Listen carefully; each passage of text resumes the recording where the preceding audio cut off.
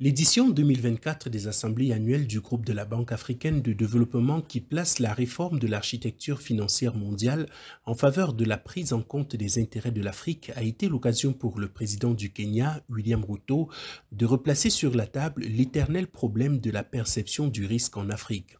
Pour être plus fidèle à la pensée du président kényan, il ne s'agirait en réalité pas d'un problème, mais davantage de l'hypocrisie mêlée à la mauvaise foi des acteurs de la finance internationale. Et pour illustrer son propos, le président du Kenya a pris l'exemple du prélèvement des ressources naturelles en Afrique qui, comparativement au financement des projets de développement, serait subitement moins risqué.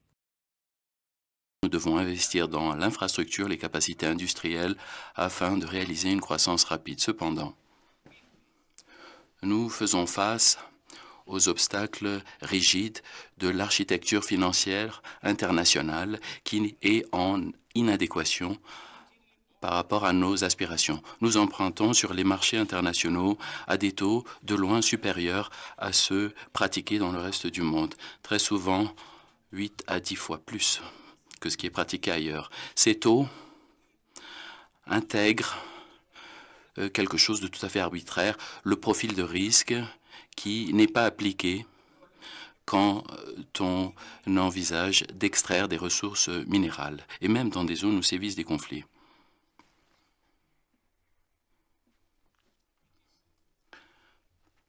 On nous dit que l'on peut, en toute sûreté, extraire là où des conflits sévissent. Mais il est risqué de donner des prêts à des économies africaines. Quelle contradiction!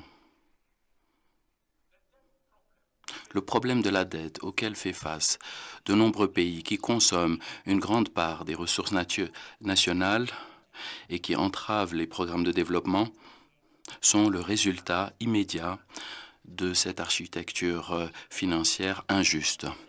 Cette situation rend la dette insoutenable, mais mine la croissance, empêche les pays d'investir dans la résilience et nie à des millions de personnes, en particulier des jeunes hommes et de jeunes femmes, de bonnes perspectives. Dans la foulée, le président du Kenya propose des solutions qui, selon lui, ne peuvent marcher que si elles sont africaines.